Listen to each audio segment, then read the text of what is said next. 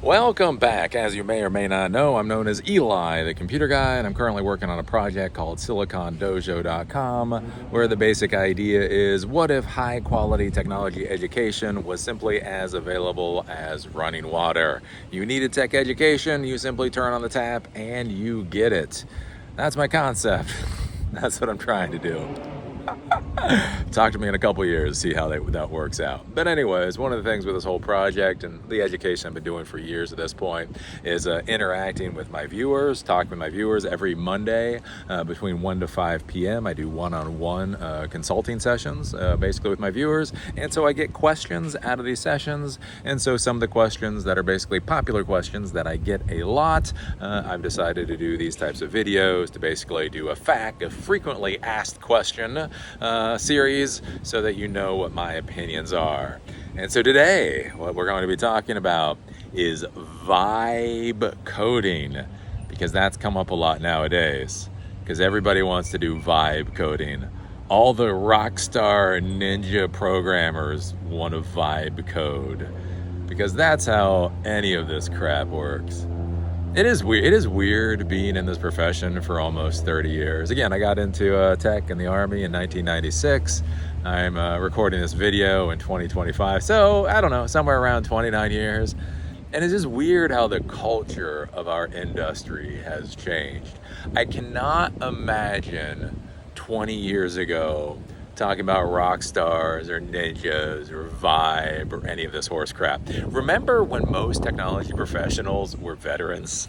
Remember when the only way to get your hands on really high power, technology was to go into the military, serve your country, come out after that, and then go into the civilian world? Remember when the culture of the technology world was veterans? I remember those days. I miss those days. Anyways, those days are long gone. We are now in the days of rockstar ninja vibe coders that need slides and, I don't know, sushi counters at their companies or whatever else.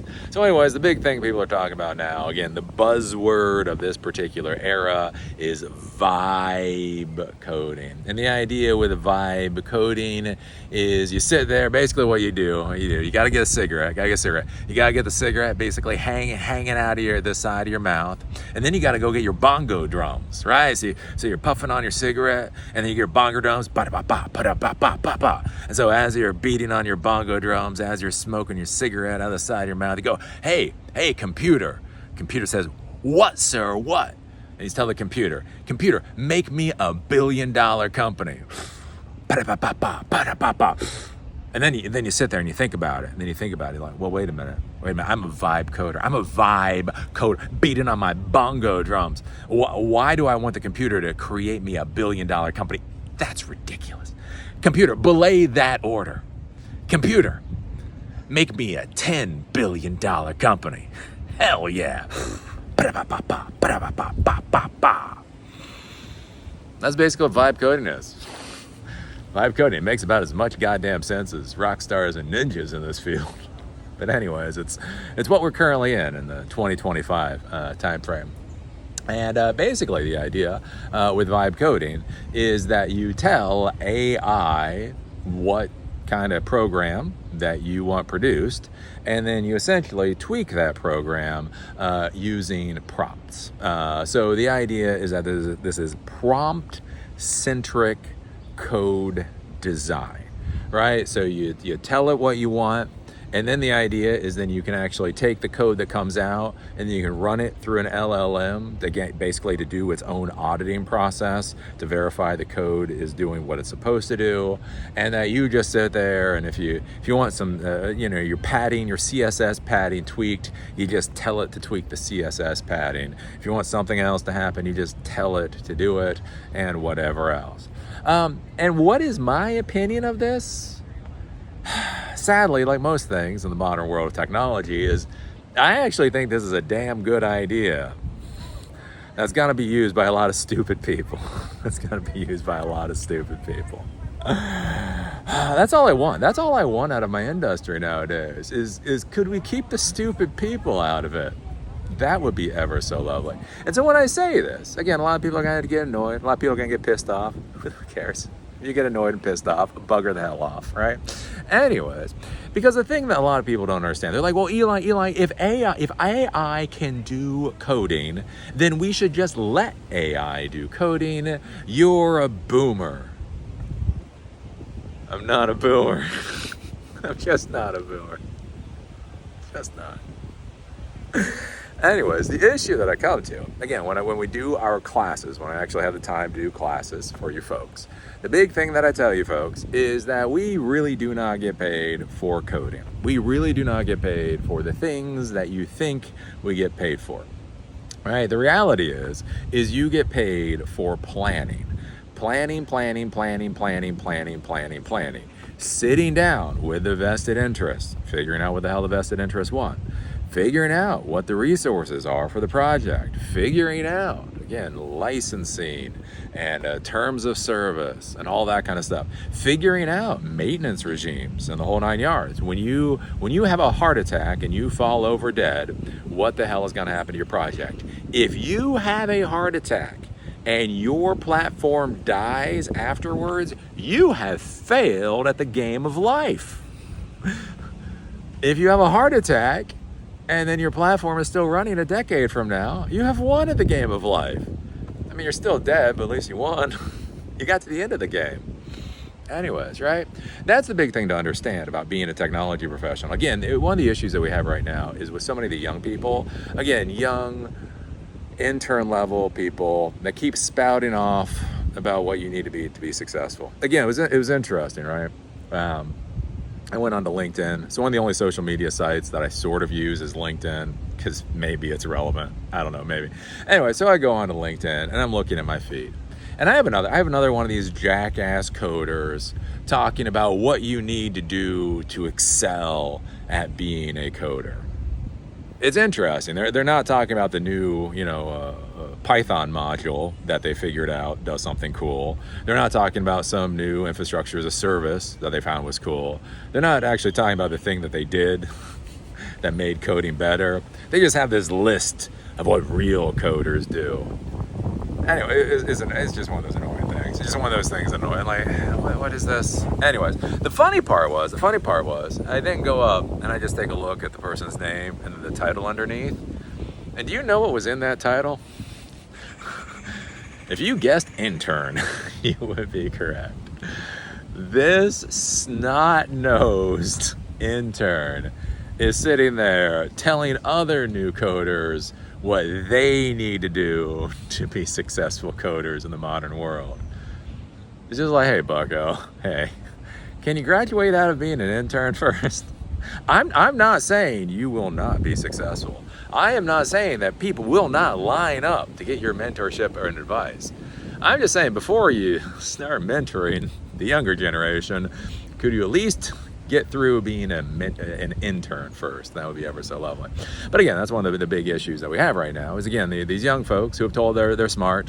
Again, we are well past participation trophies. Well past participation trophies. Oh, I miss participation trophies. Did you ever think you get to a time period where you're like, wow, those participation trophies, they weren't so bad. Can we go back to those? At least people had to participate to get participation trophies. So we're in this time frame where a lot of the young folks, again, have just never been told that they're stupid. I don't know what happened to the men. Again, I remember when I was young, right? When I was becoming a man in the 1990s, right? There wasn't that big question of what it took to be a man. Am I strong enough to be a man?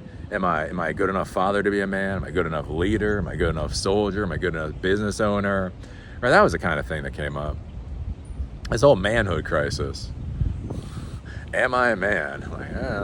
What? Well, I've got a penis. I think I'm a man. I have facial hair, I got a penis. Everything works properly. Still works properly after all these years. I think I'm a man. But yeah, you get a lot of these folks nowadays. And again, they don't understand manhood. And I think the reason is because they just never gotten bitch smacked by a man. Remember growing up in the 70s and 80s? Right? Remember when your parents would look at you and tell you when they were growing up, children were supposed to be seen and not heard. And then they were like, yeah, we're progressive because we're allowing you to talk. Not too much now. Not too much. Talking is a privilege. Like, damn. It is fun. It is funny to think back like 40 years ago. Be like, wow, yeah, parenting has changed. People say nothing has changed in the American society. Au contraire, mon frère. A lot of shit has changed. But I think that's one of the interesting things, right? A lot of young people nowadays, they just don't get bismacked by anybody anymore, right? They just don't get told, that is fucking stupid. And so then they just keep pontificating, because if nobody ever tells you that what you're saying is stupid, then you kind of think that you're smart, and around we go. So anyways, the problem is we got all these young people nowadays that don't really understand what it is to be a technology professional, right? Again, there's this interesting thing, like there was this one kid who apparently dropped out of like Columbia. And this is a perfect example of the stupidity of the modern age of our industry.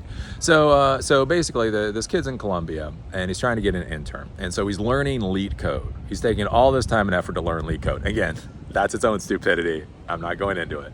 Anyway, so he spends like 500 hours studying LEET code, and he doesn't feel like he's doing great or whatever. And so what he decides to do is he decides to use AI, I think it was like ChatGPT or whatever, and create an app for his phone so that when he's doing a technical interview, he can basically have ChatGPT answer the LEET code questions for him. Which, yeah, this is the worst. This is the worst timeline. Anyways, so he gets through this interview. I think he gets this internship with Amazon because he did so well at this technical interview because he was using AI. Anyways, and then afterwards, somebody narcs on him that he was using this AI product to get through the technical interview. And so Amazon pulls his internship, and then Columbia decides to put him through disciplinary hearings because somehow that this is cheating. Again, this is the stupidity of our world. So a computer science student using technology to solve the problem that's in front of him that actually gets him the job, that's cheating. Anyway, that's our own issue with our higher education system. Again, have I told you about SiliconDojo.com? Anyway, but the funny part about this is, and again, this is the idiocy of the modern world, and so these disciplinary hearings are supposed to go against this kid. And the kid says he doesn't care because he already dropped out of Columbia. By the time the disciplinary hearings will go through, he won't even be a student in Columbia anymore because he proved that the computer science degree doesn't matter because he used AI to pass the technical interview. And again, all the fucking 20-year-olds are clapping. They're like, yeah! And I just groan. Again, I don't know how bad Columbia's computer science program is. Maybe Columbia's computer science program is dog crap. It's quite possible. But the issue that we run into is, again, we get a lot of these kids who think their job is coding. They think that is why they get paid. And so when we have things like AI come down the pike, again, they're just handing off all this stuff to AI because that's what they think their job is. Again, that's not your job. Your job is, dealing with the interested parties, understanding resources, understanding regulations, understanding the legal environment, understanding the, regulatory environment, understanding how to develop projects that will be able to survive long past you. Again, understanding things like what institutional resources are and those types of deals. But that's not what young people are thinking about anymore. And so that's where we get to the issue of vibe coding. Why I have a problem with vibe coding is basically, so what vibe coding is that you sit down, and again, vibe coding is prompt-driven code design. So you sit there, you tell the AI the type of program that you want created, and then you basically go through these prompts. You use the prompts both for creating the program and for auditing the code that comes out, and then voila, without understanding a line of Node or a line of C# or Rust or whatever else, you too can create an app. Now here's the thing.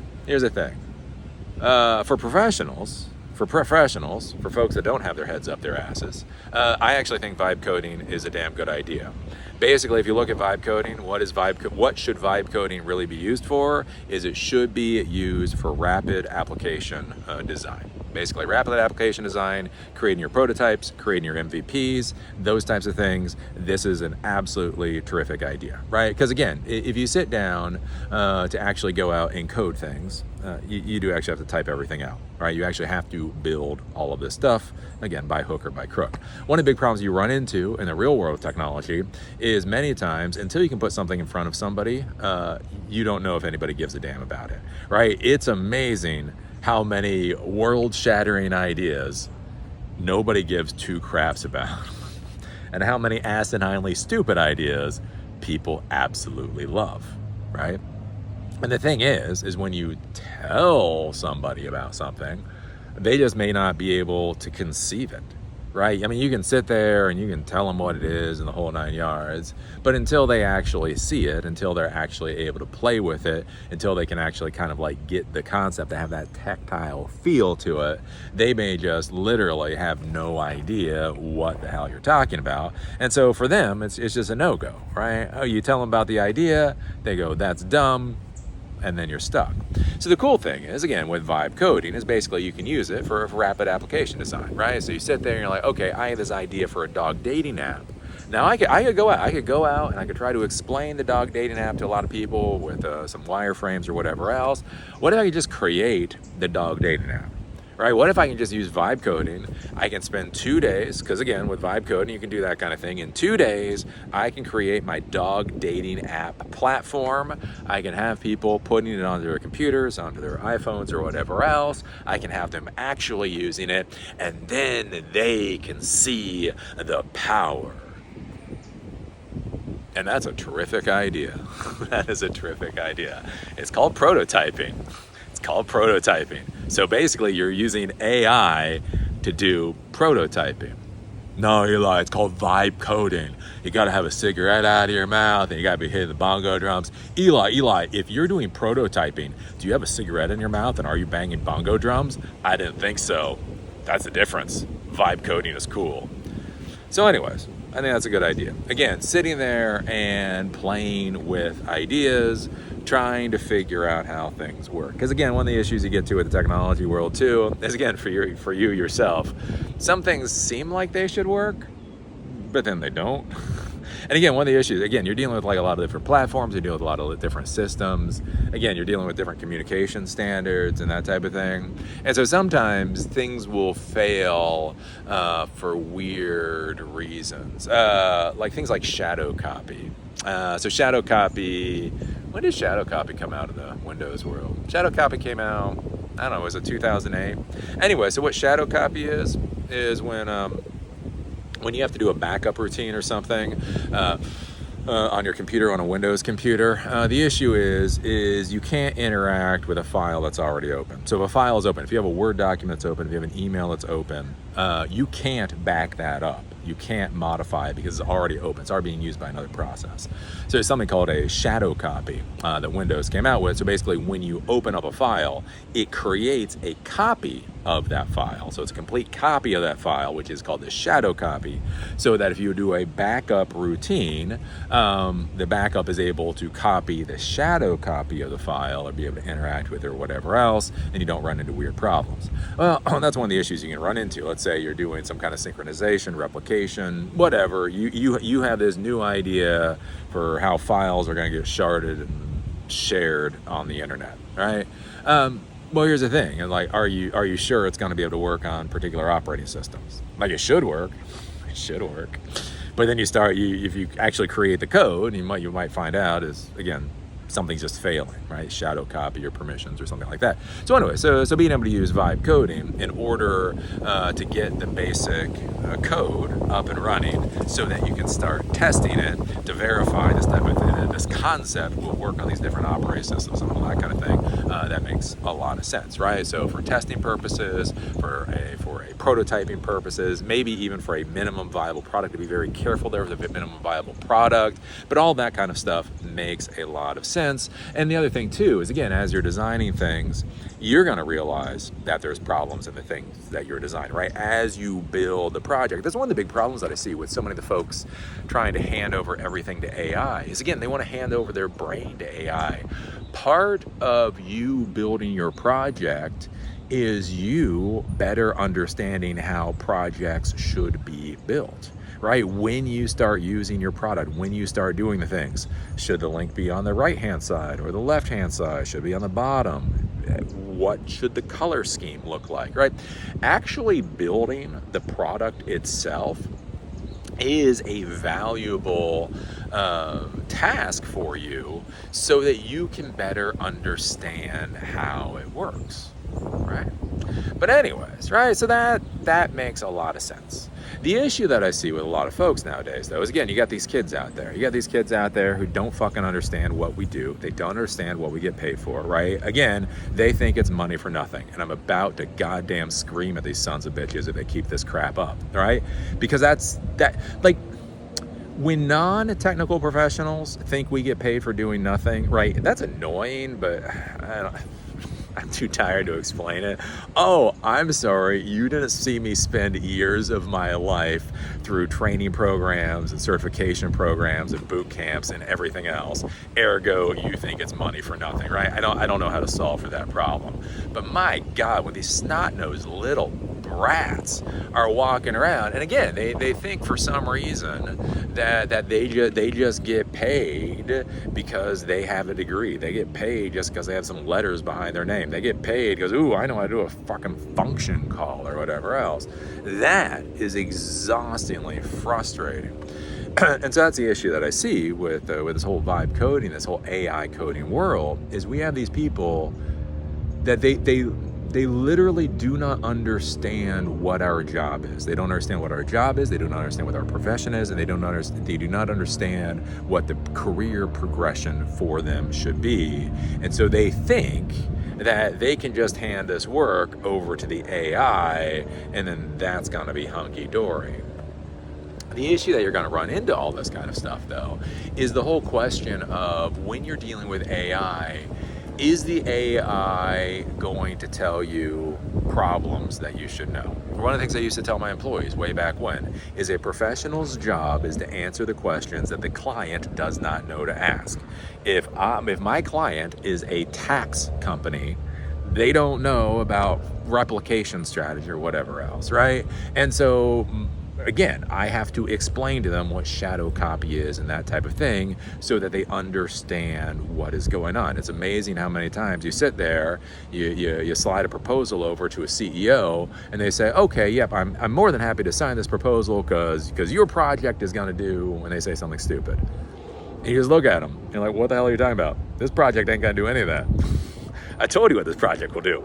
Literally, the requirements and everything for the project is in the contract that you're signing, and none of those bullet points say a damn thing about what you're talking about, right? And so that's one of the things to be thinking about, is when you go to AI, is AI going to be able to answer the relevant questions for you? And is it going to force you to do the research so again that you're a better technology professional? Why would you use the AWS stack versus the Azure stack? Why would you use DigitalOcean or Linode versus AWS or Azure? Why would you create a web application versus an iOS application? Do you use Flutter or do you use React? Like, there's a whole bunch of these very fundamental questions to ask and to answer before you start writing the code. But if you sit there and you just start having, AI create all this code for you, and it works well enough, you do not notice that there are any problems. Oh yeah, have you seen that? Works in my computer. I don't know what's wrong with those 1,000 customers. It works fine on my computer. Right, we deal with that crap when you bastards are actually writing the code. What's gonna happen when we haven't even written the code, right? I got a comment.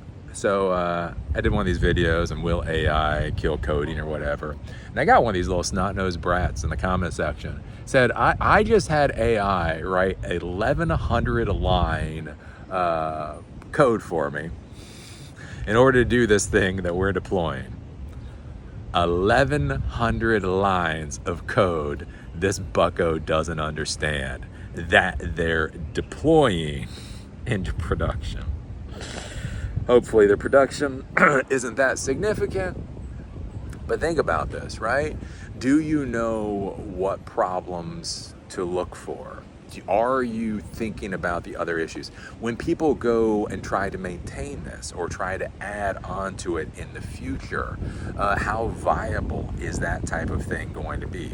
Again, security vulnerabilities and the whole 9 yards. Is your code only secure to the point that the AI understands things about security? And again, when you start handing over all of this work to the AI, how does that start atrophying your skills as a technology professional? You become a better and better prompter. Does that mean what you're shipping is actually getting better? And these are the concerns that I have. Again, if I was going to use vibe coding, you know what? Create the prototype. Go out there, test the shit out of the prototype, and then put the prototype on a shelf. Put a nice, pretty prototype on the shelf. And then when you have it on the shelf, then you go through, you diagram everything out, you document everything out, and then you write the code appropriately. Again, make sure the naming conventions are appropriate. Make sure it's up to the regulatory framework that you're dealing with. Make sure that you have enough institutional knowledge to be able to support this project. Because I think that's one of the big issues that we're going to see with a lot of this is you're going to have kids out there and they're going to say, well, Rust is the popular language. Right? Everybody knows Rust is the popular language. And so they'll have AI write crap in Rust. Here's my question. Does anybody else in your company know Rust? Like at all? I took a look at Rust because I was like, everybody's saying all these great things about Rust. Maybe we'll do a series on Rust. I took a look at Rust. Could I learn Rust? Yeah. Will I learn Rust? I don't know. Maybe. Probably after C#. Oh, I don't know. It just kind of gave me a headache. Rust kind of just gives me a headache when I take a look at it, right? But then, think about this. You have these folks that tell AI to create this project in Rust. They don't know the code. They may not even know Rust. And then you're putting this into a production in an environment where you do not have the institutional knowledge to support Rust. And the idea is, don't worry, AI will be able to do it. The worst timeline. Eli, which timeline are we in? The worst one. The stupidest one. So anyways, those are my thoughts. If you're going to use vibe coding, again, prototype, be careful with the MVP. Again, you're dealing with people's personal information. Are you making sure that it's secured? Remember, security goes through the entire stack. JavaScript should validate. Python backend language should validate. Going to the database system, that should validate the data, right? Sanitization, validation, that should be done throughout the entire stack. Making sure, again, you can't have very simple denial of service attacks against your systems. There's a lot of stuff to build in these projects, and we just hand it over to AI. I don't know. It's gonna be a hell of a thing. It will be curious to see what happens. So anyways, that's my thought with vibe coding. Prototype, and then build it yourself. But anyways, what do I know? Because I'm not a boomer. So what do you think about this whole vibe coding thing? Are you doing vibe coding? I know I talked with somebody who did vibe coding. Again, actual coder, actually knew how to code, designed something, actually created a profitable app with a language he did not know, using AI to entirely create it. But one of the things to be questioning there is, again, how comfortable do you feel about that going into the enterprise? Because this particular person, again, it's an interesting app, but it's a relatively small app, right? It has a payment gateway because it needs a payment system. It does this thing with AI, and then it sends out newsletters or whatever. And again, it seems to work fine, and he does get paid for it. So it's like, look, you can use AI to create a profitable app. It's like, well, yeah.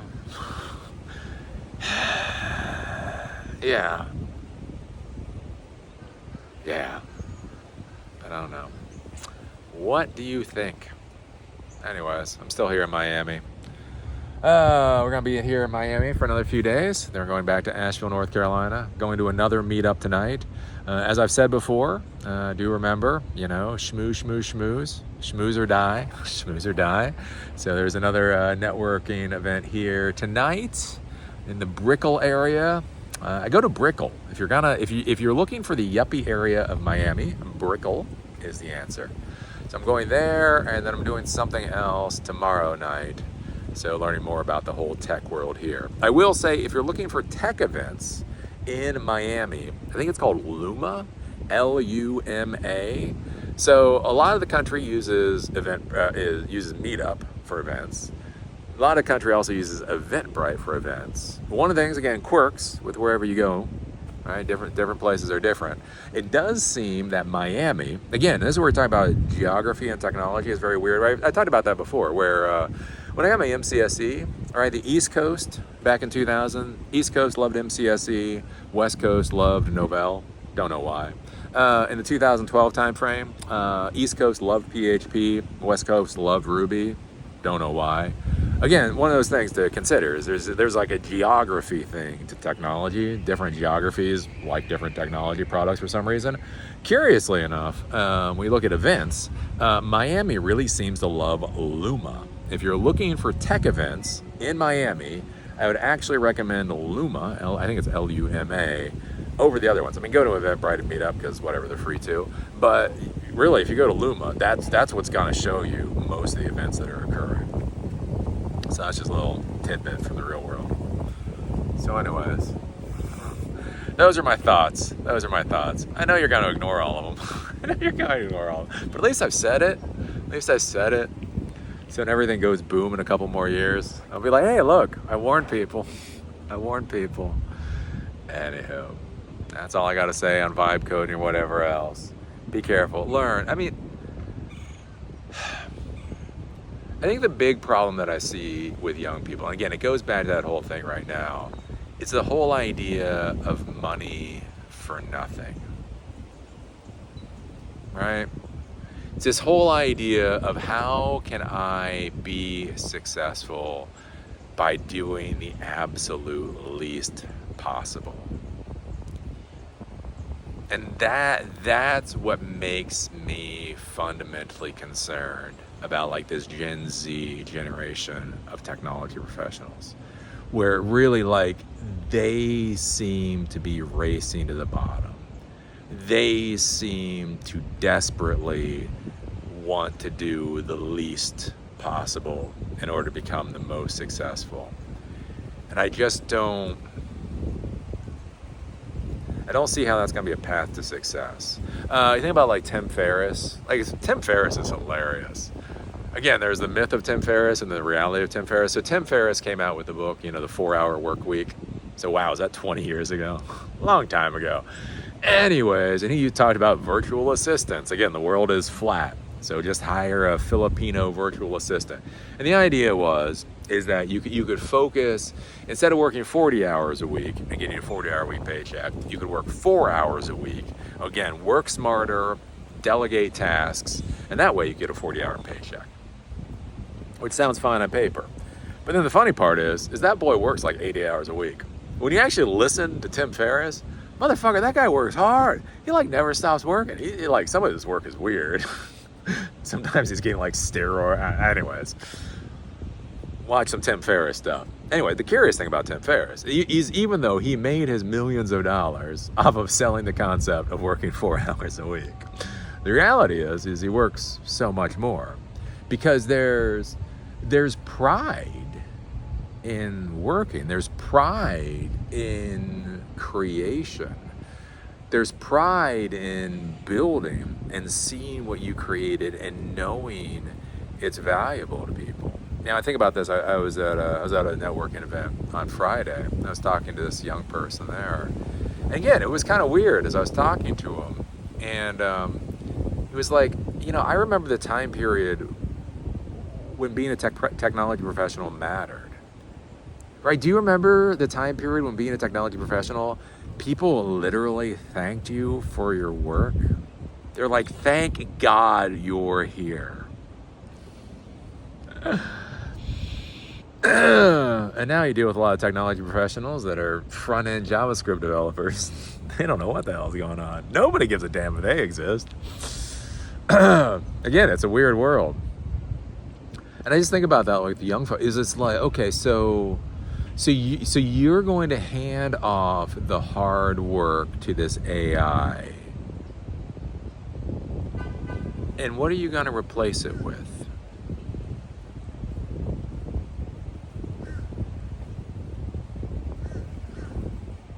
Once you hand over the work to the AI, what are you going to do that is significant and meaningful and impacts other people? Or you're just handing over the work to the AI with the idea that it's some get-rich-quick scheme, and then you'll have all this money for doing nothing, and ha ha ha.